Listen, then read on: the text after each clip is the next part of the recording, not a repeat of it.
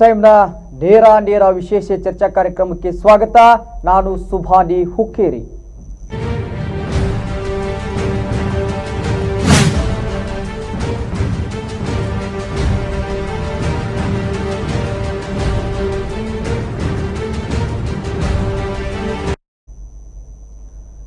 ಇಂದಿನ ನಮ್ಮ ನೇರ ವಿಶೇಷ ಚರ್ಚಾ ಕಾರ್ಯಕ್ರಮದ ವಿಶೇಷ ಅತಿಥಿಗಳು ಹುಬ್ಬಳ್ಳಿಯ ರಾಜ್ಯ ಅರಣ್ಯ ಅಭಿವೃದ್ಧಿ ನಿಗಮದ ಅಧ್ಯಕ್ಷರಾಗಿರ್ತಕ್ಕಂಥ ನಾಗರಾಜ್ ಚಬ್ಬಿ ಸರ್ ಅವರು ನಮ್ಮ ಸ್ಟುಡಿಯೋದಲ್ಲಿದ್ದಾರೆ. ಸರ್, ಕಾರ್ಯಕ್ರಮಕ್ಕೆ ಸ್ವಾಗತ ಸರ್. ನಮಸ್ಕಾರ ಸರ್. ಹೇಗಿದ್ದೀರಾ ಸರ್? ಚೆನ್ನಾಗಿದೆ ಸರ್. ಹೇಗಿದೆ ಸರ್, ಹೇಗಿದೆ ರಾಜಕೀಯ ಜೀವನ ತಮ್ಮದು? ರಾಜಕೀಯ ಜೀವನ ಇವತ್ತು ರಾಜಕೀಯದಲ್ಲಿ ಅನೇಕ ಜನ ಅನೇಕ ಥರದ್ದು ರಾಜಕಾರಣವನ್ನು ಮಾಡ್ತಾರೆ. ಆದರೆ ನಾನು ಮೊದಲಿನಿಂದ ಬಂದಿದ್ದು ಜನರ ಸೇವೆ ಮಾಡುತ್ತಾ ಜನರಿಗೆ ಸರ್ವಿಸ್ ಕೊಡೋದನ್ನು ಒಂದು ರಾಜಕೀಯ ಅಂತ ತಿಳ್ಕೊಂಡಿದ್ದೀನಿ. ಹೀಗಾಗಿ ಇವತ್ತಿಗೂ ಸಹಿತ ಹಿಂದಿನಿಂದ ನಾನು ಮಾಡ್ಕೊಂಡು ಬಂದಿರುವಂಥ ಸರ್ವಿಸು ಇವತ್ತು ಮಾಡ್ತಾ ಇದ್ದೇನೆ. ಅದರಿಂದ ರಾಜಕೀಯ ಜೀವನ ಚೆನ್ನಾಗಿದೆ ಅಂತ ಹೇಳಿ. ಸರ್, ಹುಬ್ಬಳ್ಳಿಯ ದಿಕ್ಸೂಚಿ ಅನ್ನುವಂಥದ್ದು ಒಂದು ಕಾನ್ಸೆಪ್ಟ್ ಇದೆ ಸರ್, ಅದ್ರ ಬಗ್ಗೆ ಏನು ಹೇಳ್ತೀರಾ ಸರ್? ಸುಮಾರು 25 ವರ್ಷದಿಂದ ಹುಬ್ಬಳ್ಳಿಯಲ್ಲಿ ಚುನಾಯಿತ ಸದಸ್ಯರಿದ್ದಾರೆ, ಚುನಾಯಿತ ಪ್ರತಿನಿಧಿಗಳಿದ್ದಾರೆ. ಅವರು 25 ವರ್ಷದಿಂದ ಏನು ಹುಬ್ಬಳ್ಳಿಯನ್ನು ನಾವು ಕಾಣ್ತಾ ಇದ್ವಿ, ಅವತ್ತಿಗೂ ಇವತ್ತಿಗೂ ಭಾಳ ವ್ಯತ್ಯಾಸವನ್ನು ನಾವು ಎಲ್ಲಿಯೂ ಹುಬ್ಬಳ್ಳಿಯಲ್ಲಿ ಕಾಣ್ತಾ ಇಲ್ಲ. ಅದಕ್ಕೆ ನಾವು ಒಂದು ಹೊಸ ವಿಷನ್ ಹುಬ್ಬಳ್ಳಿ ಅಂತ ಒಂದು ಹೊಸ ಕನ್ಸೆಪ್ಟನ್ನು, ಇವತ್ತು ಚುನಾವಣೆ ಇನ್ನೂ ಭಾಳ ದೂರ ಐತಿ. ನಮ್ಮ ವಿಷನ್ ಏನಿದೆ ಹುಬ್ಬಳ್ಳಿಗೆ, ನಮ್ಮ ರಾಜಕೀಯ ಗುರಿ ಏನಿದೆ, ನಾವು ಹುಬ್ಬಳ್ಳಿಗೆ ಏನು ಮಾಡ್ಬೋದು ಅನ್ನೋದನ್ನು ಆ ವಿಷನ್ ಹುಬ್ಬಳ್ಳಿಯಲ್ಲಿ ನಾವು ಒಂದು ಎಲ್ಲ ನಮ್ಮ ಕಾರ್ಯಕ್ರಮಗಳ ಪಟ್ಟಿಯನ್ನು ಮಾಡಿ ಅವುಗಳನ್ನು ಜನರಿಗೆ ತಲುಪಿಸುವಂಥ ಕೆಲಸವನ್ನು ನಾವು ಮಾಡ್ತಾಯಿದ್ದೀವಿ. ಸರ್, ನಾಗರಾಜ್ ಚಬ್ಬಿ ಅವರು ಕಾಂಗ್ರೆಸ್ನಲ್ಲಿ ಬಹಳಷ್ಟು ವರ್ಷಗಳ ಕಾಲ ಒಬ್ರು ಕಾರ್ಯಕರ್ತರಾಗಿ ಕೆಲಸವನ್ನ ಮಾಡ್ತಾ ಇದ್ದೀರಿ.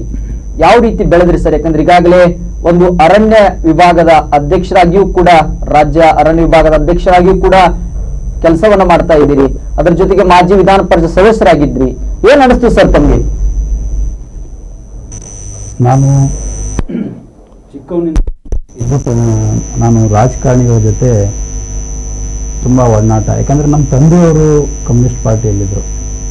ನಮ್ಮ ತಂದೆಯವರು ಕಮ್ಯುನಿಸ್ಟ್ ಪಾರ್ಟಿಯಲ್ಲಿ ಅಸಿಸ್ಟೆಂಟ್ ಸೆಕ್ರೆಟರಿ ಅಂತ ಕೆಲಸ ಮಾಡ್ತಾಯಿದ್ರು.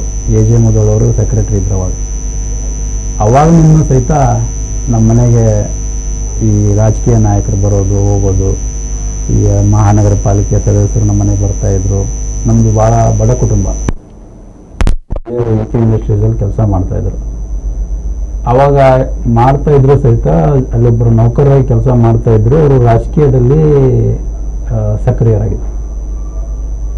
ಅಂಥ ವೇಳೆಯಲ್ಲಿ ನಾನು ಅನೇಕ ಜನ ಬರೋದು ಹೋಗೋದನ್ನು ನೋಡ್ತಾ ಇದ್ದೆ. ನಮ್ಮ ತಂದೆಯವರು ಯೂನಿಯನ್ ಲೀಡ್ರು ಆಗಿದ್ದರು. ಅದನ್ನೆಲ್ಲ ನೋಡಿಕೊಂಡು ಇವತ್ತು SSLC ನಂತರ ಕಾಲೇಜಿನ ದಿನಗಳಲ್ಲಿ ನಾನು ರಾಜಕಾರಣವನ್ನು ಶುರು ಮಾಡಬೇಕು, ರಾಜಕಾರಣದ ಮಾಡ್ತಾ ಜನರಿಗೆ ಹತ್ತಿರವಾಗಿ ಜನರ ಸೇವೆ ಮಾಡಬೇಕು, ಜನರಿಗೆ ನಾವು ಒಂದು ಸರ್ವಿಸನ್ನು ಕೊಡಬೇಕಂತೇಳಿ ರಾಜಕಾರಣವನ್ನು ಶುರು ಮಾಡಿದ್ವಿ. ಅದೇ ರೀತಿ ವಿಧಾನ ಪರಿಷತ್ತಿನ ಸದಸ್ಯರು ತೃಪ್ತಿದಾಯಕವಾಗಿ ಕೆಲಸವನ್ನು ಮಾಡುವಂಥ ಕೆಲಸವನ್ನು ನಾನು ಮಾಡಿದೆ. ಸುಮಾರು ನಾನು ಬರೀ 28 ತಿಂಗಳು ಮಾತ್ರ ವಿಧಾನ ಪರಿಷತ್ತಿನ ಸದಸ್ಯನಾಗಿದ್ದೆ. ಆ 28 ತಿಂಗಳಲ್ಲಿ ನನಗೊಂದು ಹೆಮ್ಮೆ ಅನಿಸ್ತದೆ. ಏನಂದರೆ, ಪ್ರತಿಯೊಂದು ಪಂಚಾಯಿತಿಗೆ ಮೊದಲೆಲ್ಲ ವಿಧಾನ ಪರಿಷತ್ತಿನ ಸದಸ್ಯರಾಗಿ ಆಯ್ಕೆ ಆದ ನಂತರ ಅನೇಕ ಜನ ಪಂಚಾಯಿತಿಗೆ ವಿಸಿಟ್ ಕೊಟ್ಟಿರಲಿಲ್ಲ. ಕಾರ್ಡ್ ಹಾಕ್ತಿದ್ರು, ಕಾರ್ಡ್ ಮುಖಾಂತರ ಮತ ಪಡಿತಿದ್ರು. ಚುನಾಯಿತರಾದಮೇಲೆ ಜನಪ್ರತಿನಿಧಿಯಾಗಿ ವಿಧಾನಸೌಧ ವಿಧಾನ ಪರಿಷತ್ನಲ್ಲಿ ಅವರು ಒಂದು ಧ್ವನಿಯಾಗಿ ನಿಲ್ತಿದ್ರು. ಆದರೆ ನಾನು ಪ್ರಥಮವಾಗಿ ಪ್ರತಿಯೊಂದು ಪಂಚಾಯಿತಿಗೆ ಅವ್ರನ್ನ ಮೌಖಿಕವಾಗಿ ಭೇಟಿಯಾಗಿ ಅವ್ರ ಸಮಸ್ಯೆ ಅರ್ಥ ಮಾಡಿಕೊಂಡು ಅವ್ರ ಜೊತೆ ಕೂಡಿ ಅವರ ಸಮಸ್ಯೆಗಳಿಗೆ ಗಮನ ಹರಿಸಿ ಮಾಡುವಂಥ ಕೆಲಸವನ್ನು ನಾನು ಮಾಡಿದೆ. ಸರ್, ನಾಗರಾಜ್ ಚಬ್ಬಿ ಅವರು ರಾಜಕೀಯ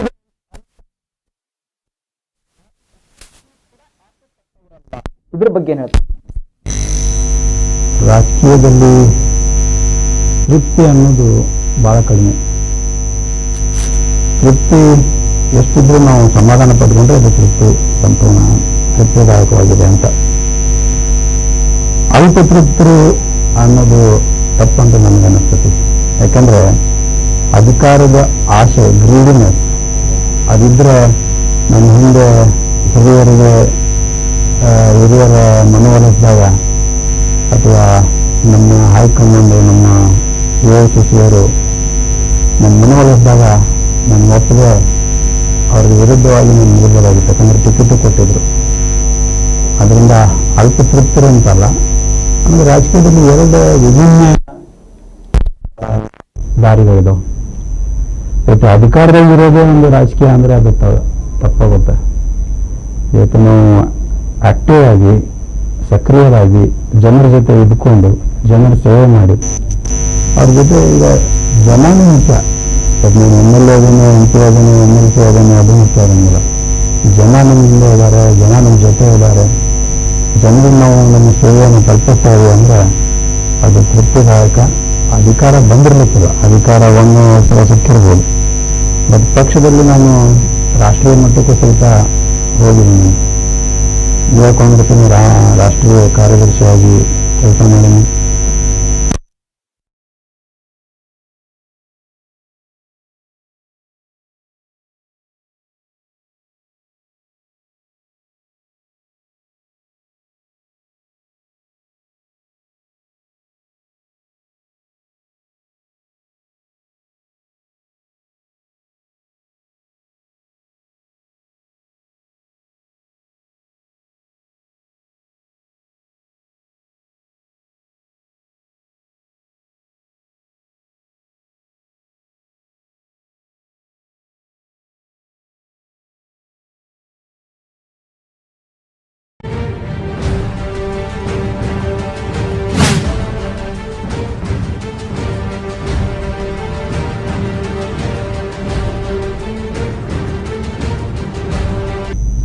ಎಸ್, ಬ್ರೇಕ್ ಬಳಿಕ ಮತ್ತೆ ನಮ್ಮ ನೇರ ವಿಶೇಷ ಚರ್ಚಾ ಕಾರ್ಯಕ್ರಮಕ್ಕೆ ಸ್ವಾಗತ.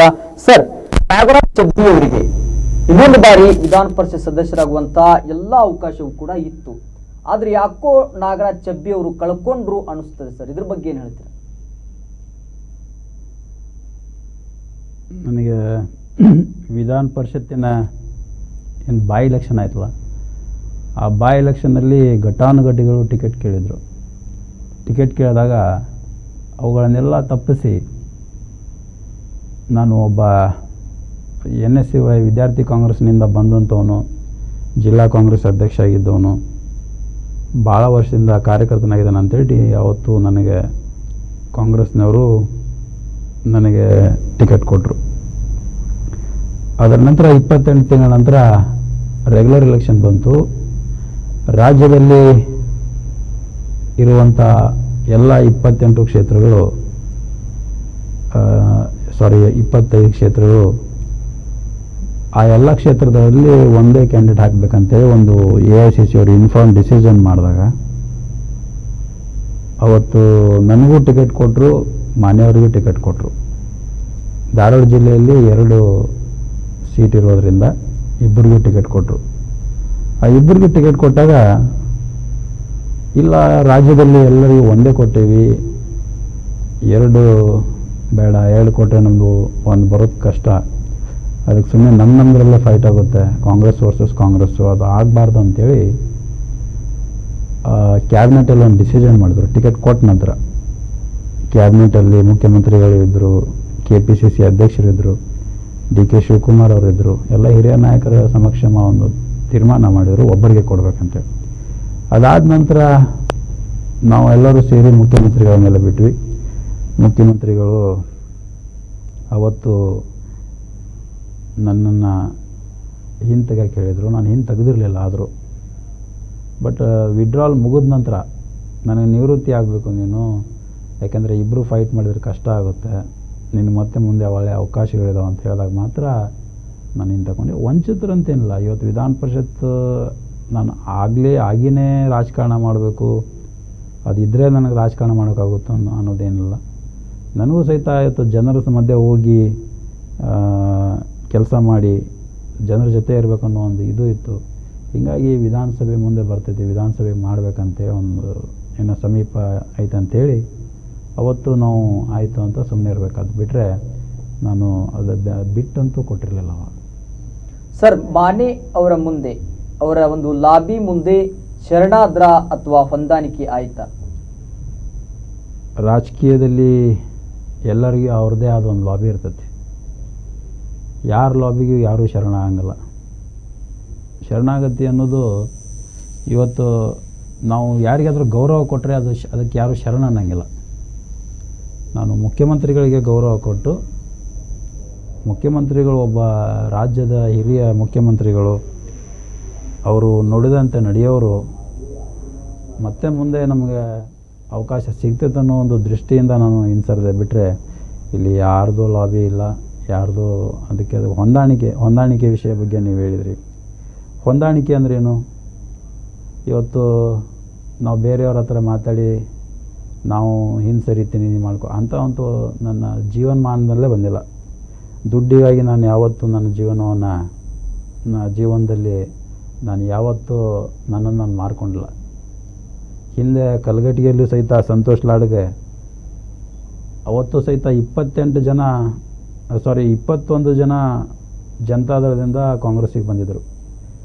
ಕಾಂಗ್ರೆಸ್ಸಿಗೆ ಬಂದಾಗ 20 ಜನರ ಟಿಕೆಟನ್ನು ಕಾಂಗ್ರೆಸ್ ಕ್ಲಿಯರ್ ಮಾಡಿತ್ತು. ಸಂತೋಷ್ ಲಾಡ್ ಅವ್ರ ಟಿಕೆಟನ್ನು ಮಾತ್ರ ಕೊನೆಗಳಿಗೆವರೆಗೂ ನನಗೋಸ್ಕರ ಟಿಕೆಟ್ ಕ್ಲಿಯರ್ ಮಾಡಿರಲಿಲ್ಲ, ನಾನು ಬಿಟ್ಟಿರಲಿಲ್ಲ.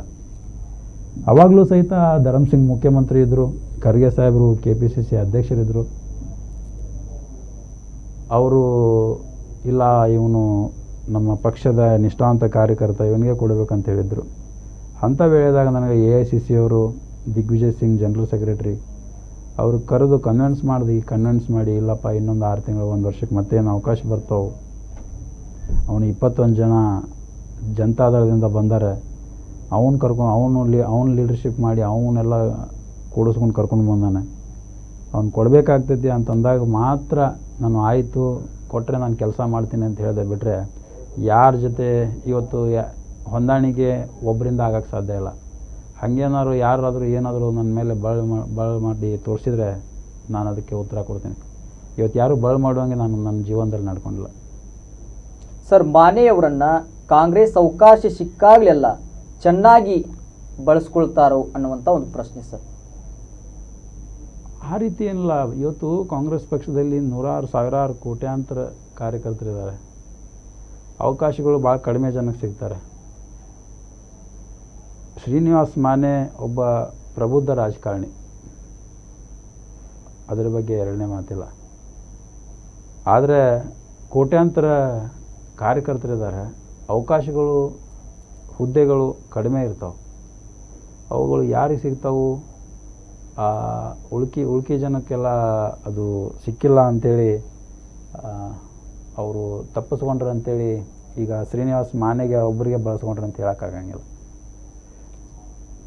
ಸರ್, ಪ್ರತಿ ಸಾರಿಯೂ ವಿಧಾನಸಭೆ ಚುನಾವಣೆ ಬಂದಾಗ ನೀವೇ ಅಭ್ಯರ್ಥಿ ಅಂತಾರೆ, ಆದರೆ ನಂತರ ಟಿಕೆಟ್ ಸಿಕ್ಕಾಗ ಸೈಡ್ಲೈನ್ ಆಗ್ತೀರಾ, ಯಾಕೆ ಸರ್? ಜನ ಇವತ್ತು ಅವ್ರಿಗೆ ನಮ್ಮ ಸಿಸ್ಟಮ್ ಗೊತ್ತಿಲ್ಲ. ಕಾಂಗ್ರೆಸ್ ಪಕ್ಷದಲ್ಲಿ ಒಳಗಿದ್ದು ಅದರಲ್ಲಿ ಏನು ನಮ್ಮ ಪ್ರೊಸೀಜರ್ ಇದೆ, ಏನು ಸಿಸ್ಟಮ್ ಐತಿ, ಟಿಕೆಟ್ ಕೊಡೋದು, ಟಿಕೆಟ್ ಯಾವಾಗ ಕೊಡ್ತಾರ ಅನ್ನೋ ಸಿಸ್ಟಮು ಜನರಿಗೆ ಮಾಹಿತಿ ಇರೋಂಗಿಲ್ಲ. ಜನ ಮಾತಾಡ್ತಿರ್ತಾರೆ, ಇಲ್ಲ ಅವನಿಗೆ ಸಿಕ್ತು, ಅವನಿಗಿಲ್ಲ ಅವನಿಗೆ ಇವತ್ತು ಸಿಕ್ತು ಅಂತಾರೆ. ಇವತ್ತು ಇನ್ನೂ ನಮಗೆ ಯಾರೊಬ್ಬರಿಗೂ ಇವತ್ತು ಸಿಟ್ಟಿಂಗ್ MLAಸಿಗೂ ಸಹಿತ ಟಿಕೆಟ್ ಕನ್ಫರ್ಮ್ ಇಲ್ಲ. ಅಂಥ ಹೊತ್ನಾಗ ಜನ ಹೇಳ್ತಿರ್ತಾರೆ, ಇಲ್ಲ ಇವನಿಗೆ ಟಿಕೆಟ್ ಆಗಿಬಿಟ್ಟೈತಿ. ಅವೆಲ್ಲ ಸುಳ್ಳು. ನಮ್ಮದೇ ಅದೊಂದು ಸಿಸ್ಟಮ್ ಐತಿ, ಪಕ್ಷದ್ದೇ ಒಂದು ಕೋರ್ ಕಮಿಟಿ ಇರ್ತೈತಿ. ಅಲ್ಲಿ ಕ್ಲಿಯರ್ ಆದಮೇಲೆ ಮೇಲೆ ಹೋಗ್ತೈತಿ. ಮೇಲೆ ಹೋದಾಗ ಈ CEC ಅಂತ ಐತಿ, ಸೆಂಟ್ರಲ್ ಎಲೆಕ್ಷನ್ ಕಮಿಟಿ ಡೆಲ್ಲಿಯಲ್ಲಿ. ಆ ಸೆಂಟ್ರಲ್ ಎಲೆಕ್ಷನ್ ಕಮಿಟಿಯಲ್ಲಿ ಪಾಸ್ ಆಗಬೇಕು. ಅದಾದ ನಂತರ ನಮ್ಮ AICC ಅಧ್ಯಕ್ಷರು ಅಪ್ರೂವ್ ಮಾಡಿದ ಮೇಲೆ AICC ಜನರಲ್ ಸೆಕ್ರೆಟರಿ ಅದನ್ನ ಡಿಸ್ಕ್ಲೋಸ್ ಮಾಡ್ತಾರೆ. ಅಲ್ಲಿವರೆಗೂ ಅದು ಟಿಕೆಟ್ ಸಿಕ್ಕೈತಿ ಅಂತ ಹೇಳೋಕ್ಕಾಗಲ್ಲ. ಸರ್, ಕಳೆದ ಬಾರಿ ಧಾರವಾಡದ ಒಂದು ಕ್ಷೇತ್ರದಿಂದ ಸ್ಪರ್ಧಿಸಕ್ಕೂ ತಾವು ರೆಡಿ ಆಗಿದ್ರಿ, ಆದರೆ ಕೈ ಕೊಟ್ಟರು, ಯಾಕೆ ಸರ್? ಕೈ ಕೊಟ್ಟರು ಅಂತ ನೀವು ಹೇಳ್ತೀರಿ. ಆದರೆ ಅದೇ ಹೇಳ್ದಲ್ಲ, ಈಗ ನಮ್ಮ ಸಿಸ್ಟಮ್, ನಮ್ಮ ಪಕ್ಷದ್ದು, ನಮ್ಮ ಈ ರಾಜಕೀಯ ಪಕ್ಷಗಳ ಒಂದು ಅದರದ್ದೇ ಆದ ಒಂದು ಸಿಸ್ಟಮ್, ಆ ಸಿಸ್ಟಮಲ್ಲಿ ನಾವೆಲ್ಲರೂ ಹೋಗ್ಬೇಕಾಗ್ತೈತಿ. ಹಿಂದೆ ಹುಬ್ಳಿ ಧಾರವಾಡ ವೆಸ್ಟಲ್ಲಿ ನಾನು ಒಬ್ಬ ಆಕಾಂಕ್ಷಿಯಾಗಿದ್ದೆ. ಭಾಳ ನಮ್ಮ ಎಲ್ಲ ಸ್ನೇಹಿತರ ಜೊತೆ ತುಂಬ ಒಡನಾಟದಿಂದ ಹುಬ್ಬಳ್ಳಿ ಧಾರವಾಡದಲ್ಲಿ ಅನೇಕ ಕೆಲಸಗಳನ್ನು ಜನರ ಜೊತೆ ಕೂಡಿಕೊಂಡು, ಜನರ ಜೊತೆ ಸಂಪರ್ಕ ಇಟ್ಕೊಂಡು ಹುಬ್ಬಳ್ಳಿ ಧಾರವಾಡದಲ್ಲಿ ಚುನಾವಣೆ ಮಾಡಬೇಕಂತೇಳಿ ನಾವೆಲ್ಲ ಮಾಡಿದ್ವಿ. ಅವತ್ತು ರಾಜ್ಯ ಸಮಿತಿನೂ ಒಪ್ಪಿತ್ತು, ಕೇಂದ್ರ ಸಮಿತಿನೂ ಒಪ್ಪಿತ್ತು. ಆದರೆ ನಾನು ಹೇಳಿದೆ, ಇವತ್ತು ಯಾವುದೋ ಒಂದು ಲಾಬಿ ಯಾವಾಗೋ ಏನೋ ಒಂದು ಕೆಲಸ ಮಾಡಿಬಿಡ್ತೈತಿ ರಾಜಕೀಯದಲ್ಲಿ. CECಯಲ್ಲಿ ನನ್ನ ಹೆಸರು ಅಪ್ರೂವ್ ಆದ ನಂತರ, CEC ಯೂಸಲಿ 99% ಒಮ್ಮೆ ಸೆಂಟ್ರಲ್ ಎಲೆಕ್ಷನ್ ಕಮಿಟಿಯಲ್ಲಿ ಅಪ್ರೂವ್ ಆದಂಥ ಹೆಸರನ್ನು ಅದನ್ನು ತೆಗೆದು ಮತ್ತೆ ಬೇರೆಯವ್ರು ಹಾಕೋದು ಕಷ್ಟ. ಅವತ್ತು ಆಗಿದ್ದು ಅದೇ. CECಯಲ್ಲಿ ನಂದೊಂದೇ ಸಿಂಗಲ್ ಹೆಸರು ಅಪ್ರೂವ್ ಆಗಿದ್ದರೂ ಸಹಿತ ಅದನ್ನು ಅನೌನ್ಸ್ ಮಾಡಬೇಕಾದ್ರೆ AICC ಅವರು ಇಲ್ಲ, ಈ ಸೀನಿಯರ್ ಅದಾರೆ SR ಮೌರ್ಯ ಅವರು, ಅವ್ರಿಗೆ ಮತ್ತೊಮ್ಮೆ ಅವಕಾಶ ಕೊಡಬೇಕು ಅಂತೇಳಿ ನಾನು ಹೆಸರು ಹೇಳೋಕ್ಕೆ ಇಚ್ಛೆ ಪಡೋಂಗಿಲ್ಲ. AICC ಒಬ್ಬ ದೊಡ್ಡ ಉನ್ನತ ಮಟ್ಟದ ನಾಯಕರು. ಆ ನಾಯಕರ ಒಂದು ಒತ್ತಾಯದಿಂದ ಅವತ್ತು ನನ್ನ ಚುನಾವಣೆ ಟಿಕೆಟ್ ತಪ್ಪಿತು. ಬಿಟ್ಟರೆ ಎಲ್ಲ ಇಲ್ಲಿ ಸ್ಥಳೀಯ ಲೋಕಲ್ ಬ್ಲಾಕ್ಲಿಂದ ಹಿಡ್ಕೊಂಡು ಡೆಲ್ಲಿವರೆಗೂ ಟಿಕೆಟ್ಗಾಗಿ ನನಗೆ ಅವತ್ತು ಸಪೋರ್ಟ್ ಮಾಡಿದ್ರಲ್ಲ. ಸರ್, ಈ ಬಾರಿ ಆದರೂ ಟಿಕೆಟ್ ಕೊಡ್ತಾರಾ ಅನ್ನುವಂಥ ಎಷ್ಟು ಒಂದು ಆಶಾಭಾವನೆ ತಮ್ಮಲ್ಲಿದೆ ಸರ್?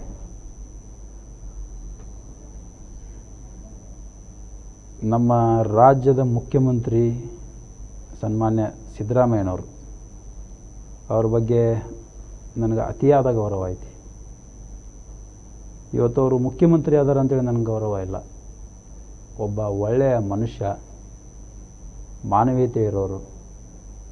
ಅವ್ರಿಗೆ ರಾಜಕೀಯದಲ್ಲಿ ನಾನು ನೋಡ್ತಿರ್ತೀನಿ, ಯಾವುದೋ ಒಂದು ಪರ್ಸ್ನಲ್ ಅಜೆಂಡಾ ಇಲ್ಲ ಅವ್ರಿಗೆ, ದುಡ್ಡಿನ ವ್ಯಾಮೋಹ ಇಲ್ಲ ನಾನು ಕಂಡಂತೆ. ಯಾಕಂದರೆ ನಾನು ಭಾಳ ಸೆನ್ಸಿಟಿವ್. ಜನರಿಗೆ ಒಳಗಿಂದ ಅವ್ರು ಏನಿದ್ದಾರೆ ಅನ್ನೋದನ್ನು ಸ್ವಲ್ಪ ಅಬ್ಸರ್ವ್ ಮಾಡಿ ಅವ್ರ ಜೊತೆ ಹೊಂದ್ಕೊಳ್ಳೋವಂಥ ಮನುಷ್ಯ ನಾನು. ಸಡನ್ನಾಗಿ ಯಾರ್ದಾರ ಜೊತೆ ಹೊಂದ್ಕೊಂಡು ಇವತ್ತು ಇವರು ಅಧಿಕಾರದಲ್ಲಿದ್ದಾರೆ, ಇವ್ರ ಜೊತೆ ಹೋಗ್ಬಿಡ್ಬೇಕು, ಇವರು ಇಲ್ಲ, ಇವ್ರ ಕಡೆ ನಾನು ಹೋಗಬಾರ್ದು, ಅಂಥ ಒಂದು ಸ್ವಭಾವ ನಂದಲ್ಲ. ನನಗೆ ಅವರಲ್ಲಿರುವಂಥ ಗುಣಗಳು ಭಾಳ ಹಿಡಿಸ್ತವೆ. ಅವರು ನುಡಿದಂತೆ ನಡೆಯೋರು. ಇವತ್ತು ವಿಧಾನ ಪರಿಷತ್ತಿನ ಚುನಾವಣೆ ಟಿಕೆಟ್ AICC ಕೊಟ್ಟಾಗಲೂ ಸಹಿತ ನಾನು ನಿಂದಿರ್ಬೋದಾಗಿತ್ತು. ಮುಖ್ಯಮಂತ್ರಿಗಳನ್ನು ಹೇಳಿದರೂ ಸಹಿತ ಮೀರಿ ನಾನು ನಿಲ್ಬೋದಾಗಿತ್ತು. ಆದರೆ ಅವ್ರಿಗೆ ಗೌರವ ಕೊಟ್ಟು ನಾನು ಹಿಂಸರಿದಿದ್ದೀನಿ. ಅವತ್ತು ಅವರು ಹೇಳಿದ್ದಾರೆ. ಅವತ್ತು DK ಶಿವಕುಮಾರ್ ಅವರಿದ್ದರು, ಜಾರ್ಜ್ ಅವರಿದ್ದರು, ಈ ಪ್ರೆಸ್ನವರಿದ್ದರು ಬೆಂಗಳೂರಲ್ಲಿ. ಅವ್ರು ಏನು ಬೇಕಂತ ಕೇಳಿದಾಗ, ಸರ್ ನನಗೇನು ಬೇಡ ಸರ್, ನನಗೆ ನೀವು ವಿಧಾನಸಭೆಗೆ ಅವಕಾಶ ಮಾಡಿಕೊಡ್ರಿ ಅಂತ ಹೇಳಿದೆ. ನಾನು ಏನು ಬೇಕು ಅಂದರೆ ಯಾವ ನಿಗಮ ಬೇಕು, ನೀನೇನು ಒಂದು ಒಳ್ಳೆಯ ನಿಗಮ ಕೊಡ್ತೀನಿ ಅಥವಾ MLC ಮಾಡ್ತೀನಿ ಅಂತ ಹೇಳಿದ್ದು ನಿಜ. ನಾನು ಏನು ಸರಿ ಬೇಕಾದ್ರೆ ಅವ್ರು ಹೇಳಿದ್ದು ನಿಜ. ನಾನಂದೆ, ಸರ್ ವಿಧಾನ ಪರಿಷತ್ ಸದಸ್ಯ ನಾನು ಇಲ್ಲೇ ಆಗ್ಬೋದು, ಇದು ಬಿಟ್ಟರೆ ನನಗೆ ಮತ್ತೆ MLC ಬೇಡ, ಅದರಿಂದ ನನಗೆ ವಿಧಾನಸಭೆಗೆ ಒಂದು ಅವಕಾಶ ಕೊಡಿ ಸರ್, ನಾನು ಗೆದ್ದು ಬಂದು ಜನರ ಜೊತೆ ಸೇವೆ ಮಾಡ್ಬೇಕಂತ ಮಾಡ್ತೀನಿ ಅಂದಾಗ, ಆಯ್ತು ನೀನು ಅದಕ್ಕೆ ಫಿಟ್ ಇದೆಯಪ್ಪ, ನೀನು ಮಾಡು ಅಂತ ಹೇಳಿದ್ದಾರೆ. ಅದು ಹಿಂಗಾಗಿ ಅವ್ರ ಮೇಲೆ ಸಂಪೂರ್ಣ ವಿಶ್ವಾಸ ಐತಿ. ಅದ್ರ ಜೊತೆಗೆ ಇವತ್ತು KPCC ಅಧ್ಯಕ್ಷರು ಪರಮೇಶ್ವರ್ ಇರ್ಬೋದು, ಅವ್ರಿಗೂ ಸಹಿತ ನನ್ನ ಬಗ್ಗೆ ಗೊತ್ತೈತಿ. ಇವತ್ತು ನಾವು ವಿದ್ಯಾರ್ಥಿ ಕಾಂಗ್ರೆಸ್ಸಿಂದ ಬಂದವನು. AICC ಮಟ್ಟದಲ್ಲಿ ಅನೇಕ ನಾಯಕರಿಗೆ ನನ್ನ ಪರಿಚಯ ಐತಿ. ನನಗೆ ಎಷ್ಟು ಸಲ ನಾನು ಕೇಳಿದಾಗ ಎಷ್ಟು ಸಲ ಇವನು ಪಕ್ಷಕ್ಕಾಗಿ ತ್ಯಾಗ ಮಾಡ್ಯಾನೆ, ಪಕ್ಷಕ್ಕಾಗಿ ಇವನು ದುಡಿತಾ ಇದ್ದಾನೆ ಅನ್ನೋದು ಅವ್ರಿಗೆ ಸಂಪೂರ್ಣ ಮಾಹಿತಿ ಐತಿ. ಅದರಿಂದ ನನಗೆ ಅನ್ನಿಸ್ತೈತಿ 99.9% ಟಿಕೆಟ್ ಕೊಡ್ತಾರೆ. ಮುಖ್ಯಮಂತ್ರಿಗಳು ಯಾವ ಕಾಲಕ್ಕೂ ನನ್ನ ಬಿಟ್ಟು ಕೊಡೋಂಗಿಲ್ಲ.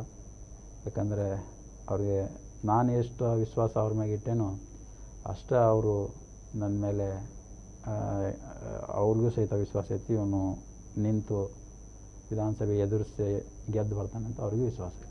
ಸರ್, ಈ ಬಾರಿ ಯಾವ ಕ್ಷೇತ್ರದಿಂದ ಸ್ಪರ್ಧೆಯನ್ನು ಮಾಡ್ತಾ ಇದ್ದೀರಿ? ಯಾಕೆಂದರೆ ತಾವು ಕೂಡ ವಿಧಾನಸಭಾ ಟಿಕೆಟ್ ಆಕಾಂಕ್ಷಿಗಳು. ನಮ್ಮ ಹುಬ್ಬಳ್ಳಿ ಧಾರವಾಡ ಸೆಂಟ್ರಲ್ ಕ್ಷೇತ್ರವನ್ನು ಆಯ್ಕೆ ಮಾಡಿಕೊಳ್ತೀರಾ ಅಥವಾ ಧಾರವಾಡ ಕಡೆ ಏನಾದರೂ ಯಾವುದರ ಕ್ಷೇತ್ರವನ್ನು ನೋಡ್ತೀರಾ ಸರ್? ಯಾವ ಕ್ಷೇತ್ರದಿಂದ ತಾವು ಸ್ಪರ್ಧೆ ಮಾಡುವಂಥ ಬೈಕ್ ಇದೆ ಸರ್? ಹುಬ್ಬಳ್ಳಿಯಲ್ಲಿ ನನ್ನ ಮನೆ ಇರೋದು. ಆದರೂ ಹುಬ್ಬಳ್ಳಿಯ ಸಮೀಪ ಇರುವ ಕಲಘಟಗಿ ಕ್ಷೇತ್ರವನ್ನು ನಾನು ಹಿಂದೆ ಆಯ್ಕೆ ಮಾಡಿಕೊಂಡಿದ್ದೆ. ಅದ ನಂತರ ಹುಬ್ಬಳ್ಳಿ ಧಾರವಾಡ ಪಶ್ಚಿಮವನ್ನು ಆಯ್ಕೆ ಮಾಡಿಕೊಂಡಿದ್ದೆ. ಕಲಘಟಗಿಯಲ್ಲಿ ನಮ್ಮ ಸಿಟ್ಟಿಂಗ್ ಎಮ್.ಎಲ್.ಎ ಇದ್ದ ಹೊತ್ತಿನಾಗ ನಮಗೆ ಬೇರೆ ಕಡೆ ನಾನು ಮಾಡ್ಕೋಬೇಕಂತೇಳಿ, ಯಾಕಂದ್ರೆ ಹುಬ್ಬಳ್ಳಿಯಲ್ಲಿ 4 ವಾರ್ಡ್ಗಳು ಹುಬ್ಬಳ್ಳಿ ಧಾರವಾಡಕ್ಕೆ ಬರ್ತಾಯಿದ್ದು. ಅದರ ನಂತರ ನಾನು ವಿಚಾರ ಮಾಡಿದೆ, ಇವತ್ತು ಹುಬ್ಬಳ್ಳಿ ಧಾರವಾಡ ನನಗೆ ಸ್ವಲ್ಪ ಜನರ ಜೊತೆ ಮಿಕ್ಸಪ್ ಆಗೋದು, ಜನರ ಮಧ್ಯೆ ಇರೋದು ಕಷ್ಟ ಆಗ್ಬೋದು ಅನ್ನೋ ಒಂದು ದೃಷ್ಟಿಯಿಂದ ಹುಬ್ಬಳ್ಳಿ ಕೇಂದ್ರವನ್ನು ನಾನು ಆಯ್ಕೆ ಮಾಡ್ಕೊಂಡಿದ್ದೀನಿ. ಹುಬ್ಬಳ್ಳಿ ಕೇಂದ್ರದಲ್ಲಿ ಈಗಾಗಲೇ ಅನೇಕ ಕೆಲಸಗಳನ್ನು ಸಹಿತ ನಾವು ಪ್ರಾರಂಭ ಮಾಡಿದ್ದೇವೆ. ಸರ್, ಈಗ ಹುಬ್ಬಳ್ಳಿ ಸೆಂಟ್ರಲ್ ಕ್ಷೇತ್ರದಿಂದ ತಾವು ಸ್ಪರ್ಧೆ ಮಾಡ್ತೀವಿ ಎನ್ನುವಂಥ ಮಾತನ್ನು ಹೇಳಿದ್ರಿ. ಆ ಒಂದು ಕ್ಷೇತ್ರದಲ್ಲಿ ಸ್ಪರ್ಧಿಸ್ತಾ ಇರುವಂತಹ ಮಾಜಿ ಮುಖ್ಯಮಂತ್ರಿ ಜಗದೀಶ್ ಶೆಟ್ಟರ್ ಅವರ ಒಂದು ಕ್ಷೇತ್ರ ಸರ್ ಅದು. ತಾವು ಅವರ ವಿರುದ್ಧ ಚುನಾವಣೆಯಲ್ಲಿ ನಿಂತು ಗೆಲ್ತೇನೆ ಅನ್ನುವಂಥದ್ದು ಎಷ್ಟರ ಮಟ್ಟಿಗೆ ವಿಶ್ವಾಸ ಇದೆ ಸರ್ ತಮಗೆ? ಯಾವ ರೀತಿ ಚುನಾವಣೆಗೆ ಸಿದ್ಧತೆಯನ್ನು ಕೂಡ ಮಾಡಿಕೊಂಡಿದ್ದೀರಿ? ಚುನಾವಣೆಯಲ್ಲಿ ನಾನು ಗೆಲ್ತೀನಿ, ಅವನು ಸೋಲ್ತಾನೆ, ಇವನು ಗೆಲ್ತಾನೆ, ಇವನು ಸೋಲ್ತಾನೆ ಅನ್ನೋದು ಅದು ನಮ್ಮ ವೈಯಕ್ತಿಕ ಅಭಿಪ್ರಾಯ ಅಲ್ಲ. ಅಲ್ಲಿ ಜನ ಡಿಸೈಡ್ ಮಾಡ್ತಾರೆ. ಮತದಾರರು ಮತ ಹಾಕಿ ಜನಪ್ರತಿನಿಧಿಗಳನ್ನ ಆಯ್ಕೆ ಮಾಡ್ತಾರೆ. ಇದು ನಮ್ಮ ಪ್ರಜಾಪ್ರಭುತ್ವದ ಒಂದು ನಿಯಮ. ಜನ ಸುಮಾರು 25 ವರ್ಷಗಳಿಂದ ಜಗದೀಶ್ ಶೆಟ್ಟರ್ ಅವರನ್ನು ನೋಡ್ತಾ ಬಂದಿದ್ದಾರೆ. ಅವರ ವೇಳೆಯಲ್ಲಿ ಏನಾಗಿದೆ ಅದನ್ನು ನೋಡಿದ್ದಾರೆ. ಅವರು ಮುಖ್ಯಮಂತ್ರಿಯವರಿಗೆ ಹೋದರೂ ಸಹಿತ ಹುಬ್ಬಳ್ಳಿಯಲ್ಲಿ ಯಾವ ಮಟ್ಟಕ್ಕೆ ಅಭಿವೃದ್ಧಿ ಆಗಿದೆ, ಹುಬ್ಬಳ್ಳಿಯ ಏನು 2ನೇ ಮಹಾನಗರನ ಹೆಸರಿದೆ, ಆ ಹೆಸರಿನ ತಕ್ಕಂತೆ ಅದೇನು ಬೆಳೆದಿದೆಯಾ ಅನ್ನೋದು ಜನರ ಮನದಲ್ಲಿ ಭಾಳ ದಟ್ಟವಾಗಿದೆ. ಜನ ತೀರ್ಮಾನ ಮಾಡ್ತಾರೆ ಅದನ್ನು BJP ಗೆಲ್ಲಿಸಬೇಕು ಅಥವಾ ಕಾಂಗ್ರೆಸ್ ಗೆಲ್ಲಿಸ್ಬೇಕು ಅನ್ನೋದನ್ನು ಜನ ತೀರ್ಮಾನ ಮಾಡ್ತಾರೆ. ಜನ ನನ್ನ ಅನಿಸಿದ ಮಟ್ಟಿಗೆ ಜನ ಈಗಾಗಲೇ ಬೇಜಾರಾಗಿದ್ದಾರೆ. ಅವರು ಈ ಸರಿ ರಿಯಾಕ್ಟ್ ಮಾಡ್ತಾರೆ. 25 ವರ್ಷದಿಂದ ಸಹಿಸ್ಕೊಂಡು ಸಾಕಾಗಿ ಹೋಗಿ ಈಗ ಅವರು ಜನ ರಿಯಾಕ್ಟ್ ಮಾಡ್ತಾರೆ, ಬದಲಾವಣೆ ತರ್ತಾರೆ. ಬದಲಾವಣೆಯ ಧ್ವನಿ ಅನ್ನೋದು ಒಂದು ಕಾನ್ಸೆಪ್ಟನ್ನು ಸಹಿತ ನಾವೆಲ್ಲ ಈಗ ರೆಡಿ ಮಾಡಿದ್ದೀವಿ. ಜನ ಅದಕ್ಕೆ ತಾವಾಗಿ ನಮ್ಮ ಜೊತೆ ಸೇರಿಕೊಂಡು ನಮ್ಮ ಒಂದು ಕೈಗೆ ಕೈ ಜೋಡಿಸ್ತಾರೆ. ಸರ್, ಯಾಕೋ ಇತ್ತೀಚೆಗೆ ಜಗದೀಶ್ ಶೆಟ್ಟರ್ ಅವರನ್ನು ಸೋಲಿಸೋ ಶಕ್ತಿ ತಮಗಿದೆಯಾ ಸರ್? ಶಕ್ತಿ ಅದು ನನ್ನಲ್ಲಿ ಐತಿ ಅಂದರೆ ಆ ಶಕ್ತಿ ಕೊಡೋರು ಜನ ಬೆಂಬಲ ನೋಡಿ ಜನರು ಬರ್ತಾ ಇರುವಂಥ ಈ ಒಂದು ಮಾವನ್ನು ನೋಡಿ ನನಗನ್ನಿಸ್ತಾ ಇದೆ ತುಂಬ ಡಿಫ್ರೆನ್ಸಿಂದನೂ ಸಹಿತ ನಾವು ಈ ಸರಿ ಭಾಳ ದೊಡ್ಡ ಪ್ರಮಾಣದಲ್ಲೂ ಸಹಿತ ಇವತ್ತು ಜಗದೀಶ್ ಶೆಟ್ಟರ್ ಸೋಲ್ಬೋದು. ಅಂಥ ಒಂದು ವಾತಾವರಣ ಹುಬ್ಬಳ್ಳಿಲಿ ತಾನೇ ಕ್ರಿಯೇಟ್ ಆಗಿದೆ. ಜನ ಶಕ್ತಿ ಕೊಡ್ತಾ ಇದ್ದಾರೆ. ಜನ ಇದ್ದರೆ ನಾವು ಅದರಿಂದ ಜನರ ಮೇಲೆ ವಿಶ್ವಾಸವಿಟ್ಟು ನಾವು ಈ ಚುನಾವಣೆ ಎದುರಿಸ್ತೀವಿ. ಜನರ ಜೊತೆಗೆ ನಾವು ಕೈ ಜೋಡಿಸಿ ನಮ್ಮ ಶಕ್ತಿ ಪ್ರದರ್ಶನ ಮಾಡ್ತೇವೆ ಅಂತ ಹೇಳಕ್ಕೆ ಸರ್. ಆದರೆ ಇವತ್ತಿನವರೆಗೂ ಕೂಡ ನಾಗರಾಜ್ ಚಬ್ಬಿ ಅವರು ಜಗದೀಶ್ ಶೆಟ್ಟರ್ ವಿರುದ್ಧ ಒಂದೂ ಮಾತಾಡಿಲ್ಲ. ನಾವು ರಾಜಕಾರಣ ಅಂತಂದರೆ ಬರೀ ಒಬ್ಬರನ್ನ ಬೈಯೋದು, ಬರೀ ಒಬ್ಬರನ್ನ ಹೀಯಾಳಿಸೋದು, ಕೆಟ್ಟದ್ದು ಮಾತಾಡೋದು ಅಂತಂದರೆ ಅದು ರಾಜಕಾರಣ ಅಂದರೆ ನನ್ನ ದೃಷ್ಟಿಯಲ್ಲಿ ಅದು ತಪ್ಪು. ಇವತ್ತು ನಾನೇನಿದ್ದೀನಿ, ನಾನು ಮೊದಲು ನನ್ನ ನೋಡ್ಕೋಬೇಕು. ಇವತ್ತು ನಾಗರಾಜ್ ಚಬ್ಬಿ ಏನಿದ್ದಾನೆ ಅಂದಾಗ ಮಾತ್ರ ನಾನು ಬೇರೆಯವ್ರಿಗೆ ಬಟ್ಟು ಮಾಡಿ ತೋರಿಸ್ಬೇಕು. ಇವತ್ತು ನಾನು ಜನರ ಜೊತೆ ಮಧ್ಯೆ ನಿಂತು ಜನರ ಜೊತೆ ಕೆಲಸ ಮಾಡ್ತಿರೋದನ್ನು ಜನ ನೋಡ್ತಿದ್ದಾರೆ. ನಾನು ಬೈಯೋದು ಬೇಡ, ಜನನೇ ಬೈತಾರೆ. ಆಮೇಲೆ ಅಂಥ ವಿಷಯ ಬಂದರೆ, ಅಂಥವೇನಾದರೂ ವಿಷಯಗಳಿದ್ದರೆ ಇವತ್ತು ಜಗದೀಶ್ ಶೆಟ್ಟರ್ ಇರ್ಬೋದು, ಯಡಿಯೂರಪ್ಪ ಅವ್ರು ಇರ್ಬೋದು, ಬೇರೆ BJP ಯಾವುದೋ ನಾಯಕರು ಇರ್ಬೋದು, ಹೆದರಿಕೆ ಅಂತೂ ನಮಗೇನೆ ಯಾವುದೂ ಇಲ್ಲ. ಯಾರಿಗೆ ಭಯಪಟ್ಟು ರಾಜಕಾರಣ ಮಾಡುವಂಥ ವ್ಯಕ್ತಿ ನಾನಲ್ಲ. ಗೌರವ ಕೊಟ್ಟರೆ ಅದನ್ನು ಭಯ ಅಂತಂದು ತಿಳ್ಕೊಂಡ್ರೆ ಅದು ತಿಳ್ಕೊಳ್ಳೋರು ತಪ್ಪಾಗುತ್ತೆ. ನಮಗೆ ಯಾವನು ಬೇರೆಯವ್ರಿಗೆ ಗೌರವ ಕೊಡ್ತಾನೋ ಅವನಿಗೆ ಅತಿಯಾದ ಶಕ್ತಿ ಇರ್ತೈತಿ. ಅವನಿಗೆ ಸ್ವಂತ ಭಾಳ ಕಾನ್ಫಿಡೆಂಟ್ ಇರ್ತಾನೆ ಅವನು. ಅಂದಾಗ ಮಾತ್ರ ಅವನು ಬೇರೆಯವ್ರಿಗೆ ಗೌರವ ಕೊಡೋದನ್ನು ಕಲಿತಾನೆ. ಅದರಿಂದ ಅವ್ರ ವಿರುದ್ಧ ಮಾತಾಡೋದೇನು ದೊಡ್ಡ ಮಾತಿಲ್ಲ, ಜನನೇ ಮಾತಾಡ್ತಿದ್ದಾರೆ, ಜನರೇ ಅವ್ರಿಗೆ ತಕ್ಕ ಪಾಠ ಕಲಿಸ್ತಾರೆ. ಸರ್, ನಾಗರಾಜ್ ಚಬ್ಬಿ ಅವರು ಈಗ ರಾಜ್ಯ ಅರಣ್ಯ ವಿಭಾಗದ ನಿಗಮದ ಅಧ್ಯಕ್ಷರಾಗಿದ್ದೀರಿ. ಯಾವ ರೀತಿ ಡೆವಲಪ್ಮೆಂಟ್ ಮಾಡ್ತಾ ಇದ್ದೀರಿ ಸರ್? ಈಗ ಒಂದು ದೊಡ್ಡ ನಿಗಮದ ಅಧ್ಯಕ್ಷರಾಗಿದ್ದೀರಿ, ಅಲ್ಲಿ ಯಾವ ರೀತಿ ಬದಲಾವಣೆಯನ್ನು ತಂದಿದ್ದೀರಿ ಸರ್ ತಾವು? ನಿಗಮದ ವ್ಯಾಪ್ತಿ ಏನಿದೆ ಅನ್ನೋದನ್ನು ಮೊದಲು ನಾವು ನೋಡ್ಕೋಬೇಕಾಗ್ತೈತಿ. ಭಾಳ ಜನರಿಗೆ ತಪ್ಪು ಕಲ್ಪನೆ ಇದೆ. ನಂದು ಕರ್ನಾಟಕ ರಾಜ್ಯ ಅರಣ್ಯ ಅಭಿವೃದ್ಧಿ ನಿಗಮ ಅಂತ ಅವ್ರು ಏನು ತಿಳ್ಕೊಂಡ್ಬಿಟ್ಟಿದ್ದಾರೆ ಅನೇಕ ಜನ. ಅರಣ್ಯ ಅಭಿವೃದ್ಧಿ ನಿಗಮ ಅಂತಂದರೆ ಸಂಪೂರ್ಣ ಅರಣ್ಯ ಇವ್ರ ಕಂಟ್ರೋಲಲ್ಲೇ ಬರ್ತೈತಿ. ಅರಣ್ಯದಲ್ಲಿ ಇವರು ಗಿಡಗಳನ್ನು ನೆಡ್ತಾರೆ, ಏನು ಬೇಕಾದ ಹಸಿರು ಪರಿಸರವನ್ನು ಇವರು ನಿರ್ಮಾಣ ಮಾಡ್ತಾರೆ, ಇವರು ಕಾಡನ್ನು ಬೆಳೆಸ್ತಾರೆ, ಕಟ್ಟಿಗೆ ಮಾರ್ತಾರೆ. ಅದೆಲ್ಲ ಸುಳ್ಳು. ನಮ್ಮ ಆಡಳಿತದಲ್ಲಿ ನಮ್ಮ ನಿಗಮಗೆ ಅದರದ್ದೇ ಅದೊಂದು ಸೀಮಿತ ವ್ಯಾಪ್ತಿ ಐತಿ. ನಮ್ಮದಿರೋದು 3 ರಬ್ಬರ್ ಇಂಡಸ್ಟ್ರಿ. ಅದು ಜನಕ್ಕೆ ಇಂಡಸ್ಟ್ರೀಸಿಗೆ ಅಜಗಜಾಂತರ ವ್ಯತ್ಯಾಸ ಐತಿ, ಅದು ಗ್ಯಾಪ್ ಐತಿ. ಈ ರಬ್ಬರ್ ಇಂಡಸ್ಟ್ರಿಯಿಂದ ನಾವು ಜನಕ್ಕೆ ಏನು ಅನುಕೂಲ ಮಾಡ್ಬೋದು, ಅದೊಂದು ವ್ಯವಹಾರ. ಅದೇ ರೀತಿ ಈ ಗಿಡ ಬೆಳೆಸೋದ್ರ ಬಗ್ಗೆ ಐತಿ. ನಾವು ಈ ಅಕೇಶಿಯಾ ಆಮೇಲೆ ಪಲ್ಪು ಅವುಗಳನ್ನೆಲ್ಲ ಬೆಳೆಸ್ತಾ ಇದ್ವಿ. ಈಗ ಅದನ್ನು ಸಹಿತ ನೀಲಗಿರಿಯನ್ನು ಸರ್ಕಾರ ಬ್ಯಾನ್ ಮಾಡೈತಿ. ಬ್ಯಾನ್ ಮಾಡೋದ್ರಿಂದ ನಮ್ಮ ನಿಗಮದಲ್ಲಿ ಯಾವುದೂ ಕೆಲಸಗಳಿಲ್ಲ. ನಮ್ಮ ನಿಗಮ ನೀಲಗಿರಿ ಹಾಗೂ ನಮ್ಮ ಇನ್ನೊಂದು ಅಕೇಶಿಯಾ ಅವು ಎರಡನ್ನೂ ಬೆಳೆಸಿ ಇವರು ಪೇಪರ್ ಮಿಲ್ಲಿಗೆ, ಆಮೇಲೆ ಹರಿಯರ್ ಪಾಲಿಫೈಬರ್ಸಿಗೆ ಅವುಗಳಿಗೆ ಮಾರಾಟ ಮಾಡುವಂಥ ಒಂದು ಸೀಮಿತವಾದ 50,000 ಹೆಕ್ಟೇರ್ ಇರುವಂಥ ಒಂದು ನಿಗಮ ಅದು. ಅಲ್ಲಿ ಸುಮಾರು ವರ್ಷಗಳಿಂದ ಅದು ಲಾಸ್ನಲ್ಲಿ, ಅಂದರೆ ಲಾಸ್ ಅನ್ನೋಕ್ಕಿಂತ ಪ್ರಾಫಿಟ್ ರೇಷಿಯೋ ಕಡಿಮೆ ಆಗ್ತಾ ಬಂದಿದೆ. ನಾನು ಬಂದ ಮೇಲೆ ಅದಕ್ಕೆ ಸುಮಾರು 3 ತಿಂಗಳ ಮುಂಚೆ ಅದಕ್ಕೊಂದು ಕಮಿಟಿ ಮಾಡಿದ್ದೀವಿ, ಎಕ್ಸ್ಪರ್ಟ್ಸ್ ಕಮಿಟಿ. ಅಲ್ಲಿ ನಿಗಮದಲ್ಲಿ ಯಾವ ರೀತಿ ನಾವು ಲಾಭವನ್ನು ತರ್ಬೋದು. ಹಿಂದೆ AK ಸಿಂಗ್, ದಿಲೀಪ್ ಕುಮಾರ್ ಅಂತ ಒಂದಿಬ್ಬರು IFS ಆಫೀಸರ್, ಸುಗೂರ್ ಅಂತೇಳಿ IFS ಆಫೀಸರ್ಸ್ ಇದ್ದರು. ಅವರು ಪ್ರಾಮಾಣಿಕವಾಗಿ ತಮ್ಮ ಕೆಲಸವನ್ನು ನಿರ್ವಹಿಸಿದ್ದಾರೆ. ಅವ್ರನ್ನೆಲ್ಲ ತಗೊಂಡು ನಾವು ಒಂದು ಕಮಿಟಿ ಮಾಡಿದ್ದೀವಿ. ಕಮಿಟಿ ಮಾಡಿದ್ದು ಇದನ್ನು ಯಾವ ರೀತಿ ನಾವು ಇಂಪ್ರೂವ್ ಮಾಡಬೇಕು. ಈ ನಮ್ಮ ನಿಗಮದಲ್ಲಿ ಏನಾಗಿದೆ, ಅನೇಕ ಬಡ ಜನರಿದ್ದಾರೆ, ಅನೇಕ ಬಡವರು, ಕೂಲಿಕಾರರು, ಈ ಅರಣ್ಯದಲ್ಲಿ ರಬ್ಬರ್ ತೆಗೆಯುವಂಥವ್ರು, ಈ ವಲಸೆ ಬಂದಂಥ ತಮಿಳಿಯನ್ ಎಲ್ಲೇ ಲಂಕಾ ತಮಿಳು ಅಲ್ಲಿಂದ ವಲಸೆ ಬಂದಂಥ ಕಾಡು ಜನ ಇದ್ದಾರೆ. ಅವರೆಲ್ಲ ನಮ್ಮ ನಿಗಮದ ಮೇಲೆ ಅವಲಂಬನೆ ಮಾಡಿ ಕೆಲಸ ಮಾಡ್ತಾರೆ. ಅವ್ರಿಗೋಸ್ಕರ ಅದ್ರ ನಿಗಮ ಇವತ್ತು ಶಾಶ್ವತವಾಗಿ ಉಳಿಬೇಕಂತೇಳಿ ನಾವು ಅದಕ್ಕೊಂದು ಕಮಿಟಿ ಮಾಡಿ ಅದನ್ನ ಯಾವ ರೀತಿ ಇಂಪ್ರೂವ್ ಮಾಡ್ಬೇಕಂತ ಮಾಡಿದ್ದೀವಿ. ಈ ಸ್ವಲ್ಪ ದಿವಸದಲ್ಲಿ ಅದರ ರಿಪೋರ್ಟು ಬರ್ತದೆ. ಅದಕ್ಕೆ ಇಲ್ಲಿ ಟೈಮ್ ಲಿಮಿಟು ಕೊಟ್ಟಿದ್ದೀವಿ. ನನಗೆ ಆಮೇಲೆ ಅದರ ನಿಗಮದಲ್ಲಿ ನನಗೆ ಸಿಕ್ಕಿರೋಂಥ ಅವಕಾಶನೂ ಭಾಳ ಕಡಿಮೆ. ನಾನು ಈಗ ಸುಮಾರು 6 ತಿಂಗಳಾಯಿತು. ನನಗಿರೋದೇ ಇನ್ನು 6 ತಿಂಗಳ. ಪ್ರಾಮಾಣಿಕವಾಗಿ ನಾನು ನಿಗಮಕ್ಕೆ ಏನು ಸೇವೆ ಸಲ್ಲಿಸಬೇಕಲ್ಲ ಅದನ್ನು ನಾನು ಪ್ರಾಮಾಣಿಕವಾಗಿ ನನ್ನ ಕಡೆಯಿಂದ ನಾನು ಮಾಡ್ತೇನೆ. ನಾಗರಾಜ್ ಚಬ್ಬಿ ಅವರು ಒಬ್ಬ ಸರಳ ಸಜ್ಜನಿಕೆಯ ವ್ಯಕ್ತಿ ಅನ್ನುವಂಥದ್ದು ಜನಸಾಮಾನ್ಯರು ಹೇಳ್ತಿರುವಂಥದ್ದು.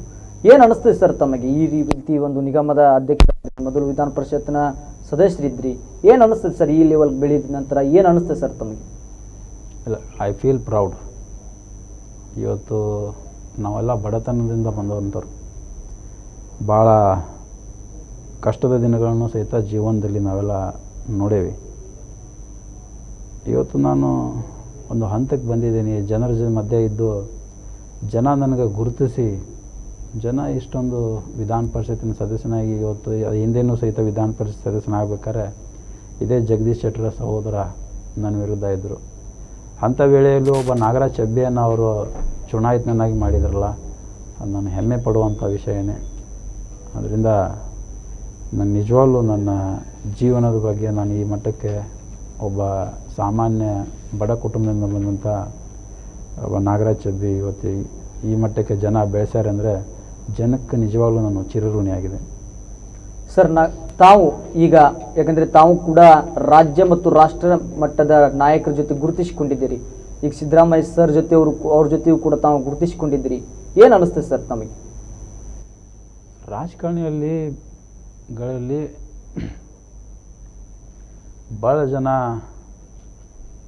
ಭಾಳ ರೀತಿಯಲ್ಲಿ ರಾಜಕಾರಣ ಮಾಡ್ತಾರೆ. ಇವತ್ತು ಪರ್ಸ್ನಲ್ ಅಜೆಂಡಾ ಇಟ್ಕೊಂಡು ನಾನು ದುಡ್ಡು ಮಾಡಬೇಕಂತ ಬರೋ ರಾಜಕಾರಣಿಗಳು ಅನೇಕ ಜನ ಇದ್ದಾರೆ. ಜನರ ಸೇವೆ ಮಾಡಬೇಕು ಅನ್ನೋ ರಾಜಕಾರಣಿಗಳು ಅನೇಕ ಜನ ಇದ್ದಾರೆ. ಇವತ್ತು ತಮ್ಮ ವ್ಯಾಪಾರ ಸೇಫ್ ಮಾಡ್ಕೋಬೇಕು ಅಂತೇಳಿ ರಾಜಕಾರಣ ಮಾಡುವಂಥವ್ರು ಅನೇಕ ಜನ ಇದ್ದಾರೆ. ಆದರೆ ಇದು ಯಾವುದನ್ನು ಮೀರಿ ಜನರ ಸೇವೆ ಮಾತ್ರ ನಾನು ಮಾಡ್ತೀನಿ ಅನ್ನೋ ರಾಜಕಾರಣಿ ಭಾಳ ಒಂದು ಮೇಲಿನ ಹಂತಕ್ಕೆ ಇರ್ತಾನೆ ಅಂತೇಳಿ ನನ್ನ ಬಯಕೆ. ಅನೇಕ ಜನಗಳನ್ನು ನಾನು ನೋಡಿದ್ದೀನಿ. ಹಿಂದೆ ಧರಮ್ ಸಿಂಗ್ ಅವರಿದ್ದರು, ಆಮೇಲೆ ನಾನು ಅಶೋಕ್ ಗೆಹ್ಲೋಟ್ ಅವ್ರ ಜೊತೆ ಕೆಲಸ ಮಾಡಿದ್ದೀನಿ. ಅಶೋಕ್ ತಂವರ್ ಅಂತ ಇವತ್ತು ಹರಿಯಾಣ PCC ಅಧ್ಯಕ್ಷರಾದ ಅವ್ರ ಜೊತೆ ಕೆಲಸ ಮಾಡಿದ್ದೀನಿ. ದಿಗ್ವಿಜಯ್ ಸಿಂಗ್ ಸಾಹೇಬ್ರ ಹತ್ರ ಭಾಳ ಹತ್ತಿರವಾಗಿದ್ದೆ. ಸಿದ್ದರಾಮಯ್ಯ ಸಾಹೇಬ್ರ ಹತ್ರ, ಡಾಕ್ಟರ್ ಪರಮೇಶ್ವರ್ ಅವ್ರ ಹತ್ರ ಭಾಳ ಹತ್ತಿರವಾಗಿ ನಾನು ಭಾಳ ಒಡನಾಟದಿಂದ ಒಂದು ಅವ್ರ ಜೊತೆಗೆ ಈ ರಾಜಕೀಯ ಒಡನಾಟ ಅನ್ನೋಕ್ಕಿಂತ ಒಂದು ವೈಯಕ್ತಿಕವಾಗಿ ಅವ್ರ ಜೊತೆ ಭಾಳ ಹತ್ತಿರವಾಗಿದ್ದಂಥವನು.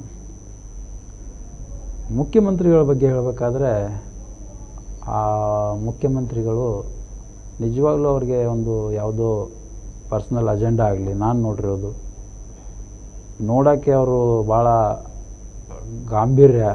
ಗಂಭೀರವಾಗಿರ್ತಾರೆ. ಬಟ್ ಅವ್ರ ಮನಸ್ಸು ಸಣ್ಣ ಹುಡುಗರು ಅಂತ ನಾನು ನೋಡಿದ್ದು. ಅವರು ಯಾರೋ ಬಡವ್ರನ್ನ ನೋಡಿದರೆ ಅವ್ರ ಕಣ್ಣಲ್ಲಿ ನೀರು ಸಹಿತ ನಾವು ನೋಡಿ, ನಾವು ಅಷ್ಟೇ ಕುಂತಾಗ ಅವ್ರ ಬಗ್ಗೆ ಮಾತಾಡೋದನ್ನು ಸಹಿತ ನಾವು ಕೇಳಿ ಅವ್ರಿಗೆ ಯಾವ ರೀತಿ ನಾವು ಹೆಲ್ಪ್ ಮಾಡ್ಬೋದು, ಯಾವ ಸಹಾಯ ಮಾಡ್ಬೋದು, ಕಾನೂನಿನ ಚೌಕಟ್ಟಿನೊಳಗೆ ಅವ್ರಿಗೆ ನಾವು ಮಾಡೋಕ್ಕೆ ಬರ್ತಿರಂಗಿಲ್ಲ. ಅದು ನೋಡಪ್ಪ ಅವ್ರು ಇಂಥದ್ದು ಕಷ್ಟದಾಗಿದ್ದಾರೆ, ನಮ್ಗೆ ಮಾಡೋಕ್ಕಾಗಲ್ಲ, ಅನಿವಾರ್ಯ ಎಷ್ಟೊಂದು ಅವರು ನೋವು ಅಂತಾರಲ್ಲ, ಆ ಮಾನವೀಯತೆ, ಸಂಪೂರ್ಣ ಮಾನವೀಯತೆ ಇರುವಂಥ ಒಬ್ಬ ಮನುಷ್ಯ. ಹೀಗಾಗಿ ಒಂದು ಸಂತೋಷ ಅನ್ನಿಸ್ತೈತಿ ಇಂಥವ್ರ ಜೊತೆ ನಾವೆಲ್ಲ ಕೆಲಸ ಮಾಡೋಕತ್ತೇವಲ್ಲ.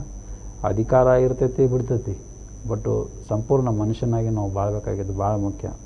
ಅಂಥವ್ರ ಜೊತೆ ಕೆಲಸ ಮಾಡೋದು ನನಗೆ ಭಾಳ ಸಂತೋಷ ಅನ್ನಿಸ್ತದೆ.